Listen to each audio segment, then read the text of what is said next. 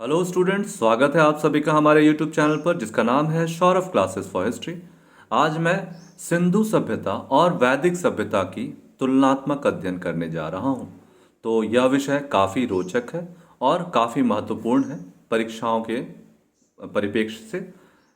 जितनी भी प्रतियोगिता परीक्षा है उसमें इस तरह के तुलनात्मक प्रश्न आप देख सकते हैं। तो चलिए शुरू करते हैं। सिंधु तथा वैदिक सभ्यता की तुलनात्मक वर्णन करें। सिंधु तथा वैदिक सभ्यताएं प्राचीन भारत की दो महत्वपूर्ण सभ्यताएं थीं। इन दोनों सभ्यताओं की अपनी अपनी मौलिक विशेषताएं थीं। यहाँ हम दोनों सभ्यताओं की तुलना, इनकी समानता तथा असमानता के आधार पर निम्नलिखित रूप से करते हैं। सबसे पहले हम इसकी समानताओं पर प्रकाश डालेंगे। तो समानताओं में देखते हैं, कृषि कार्य का ज्ञान दोनों सभ्यताओं के लोगों को था तथा गेहूं एवं जौ इनकी मुख्य फसलें थीं। दोनों सभ्यताओं के विकास का महत्वपूर्ण केंद्रीय स्थल सिंधु घाटी क्षेत्र थे, जहां मुख्यतः गेहूं तथा जौ का उत्पादन होता था। इसके अलावे कपास की खेती का ज्ञान दोनों सभ्यताओं के लोगों को था। पशुपालन के महत्व की दृष्टि से दोनों सभ्यताओं में समानता पाई जाती है। दोनों सभ्यताओं के पालतू पशु भैंस, बकरी, कुत्ते आदि थे। धार्मिक साक्ष्यों के आधार पर भले ही कुबड़दार बैल हड़प्पा एवं गाय वैदिक संस्कृति में पाए जाने के संकेत मिलते हैं, लेकिन हमें यह भी ध्यान रखना होगा कि दोनों पशु एक ही वंश से संबंधित होने से इनका उपयोग एवं पारस्परिक संबंध अवश्य रहे होंगे। साथ ही साथ दोनों सभ्यता के लोग मांसाहारी थे। विस्तार क्षेत्र के आधार पर भी दोनों सभ्यताओं में समानताएं पाई जाती हैं। दोनों सभ्यताओं के उद्भव एवं विकास का महत्वपूर्ण केंद्र सिंधु एवं सरस्वती के अपवाह क्षेत्र थे। इसके अलावे ताम्र धातु के प्रयोग एवं मृदभांडों के प्रचलन के आधार पर दोनों संस्कृतियों के संबंध स्थापित किए जा सकते हैं। चित्रित मृदभांड एवं जनजीवन में इसकी घरेलू उपयोगिता के आधार पर समानता स्थापित की जा सकती है। धार्मिक क्षेत्र में दोनों संस्कृतियों में पुरुष एवं नारी देवमंडल के आधार पर समानता दिखाई देती है। पुरुष देवता में मोहनजोदड़ो से प्राप्त शिव योगी एवं वैदिक साहित्य में उल्लेखित रुद्रभूषण में समानता देखी जा सकती है, क्योंकि दोनों के पशुओं के साथ उत्कीर्णन तथा उल्लेख के आधार पर पशुदेव के रूप में इनकी महत्ता प्रकट होती है। लोथल एवं कालीबंगा से प्राप्त यज्ञ वेदियां एवं बलि दृश्यों में उत्कीर्ण मुहरों के आधार पर वैदिक यज्ञ परंपरा एवं बलि कर्मकांड में से संबंध स्थापित किया जा सकता है। अब हम इसकी असमानताओं को देखेंगे।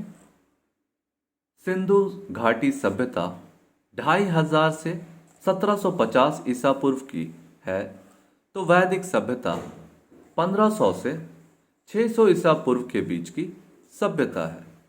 इस प्रकार सिंधु सभ्यता वैदिक सभ्यता से भी प्राचीन सभ्यता है। इसके बावजूद सिंधु सभ्यता नगरीय एवं वैदिक सभ्यता ग्रामीण सभ्यता थी। नगरीय सभ्यता होने के कारण सिंधुवासी मुख्यतः उद्योग एवं व्यवसाय में संलग्न थे।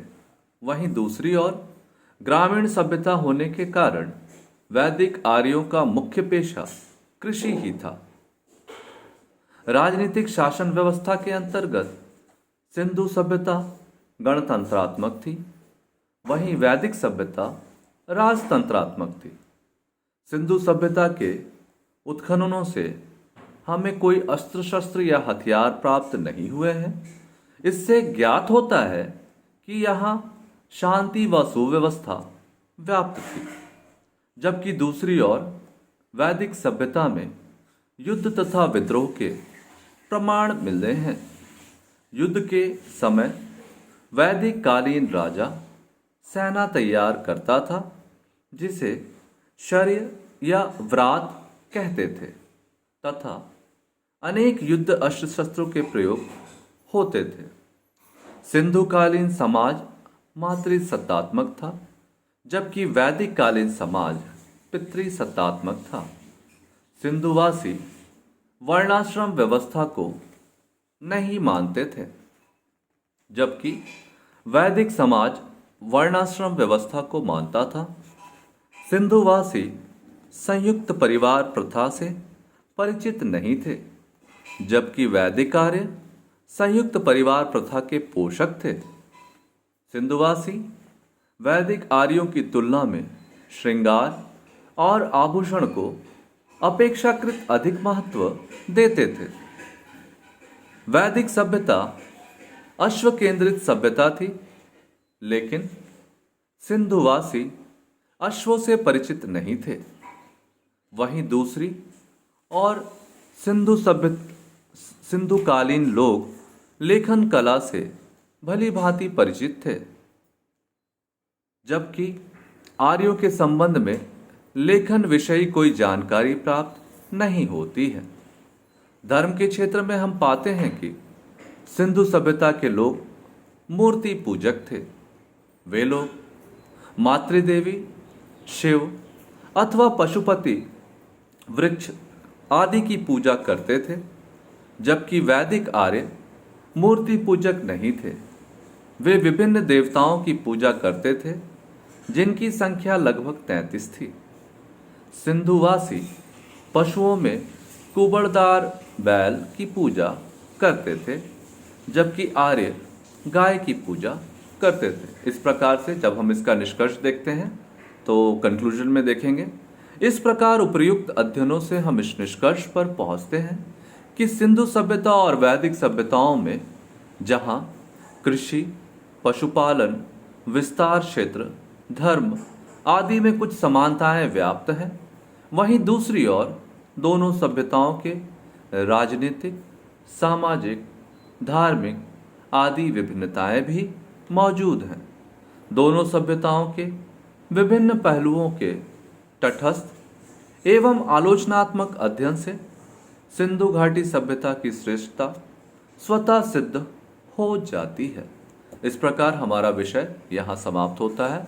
मैं उम्मीद करता हूँ कि सिंधु सभ्यता और वैदिक सभ्यता की तुलना आप अच्छे ढंग से कर पाएंगे, और यह विभिन्न प्रतियोगिता परीक्षाओं में, खासकर प्रशासनिक सेवा, सिविल सेवा आदि में ज़्यादातर पूछे जाते हैं। तो आप इसको अच्छे से तैयार करें, अपने नोट्स को तैयार कर लें। तो आज के लिए बस इतना ही। धन्यवाद।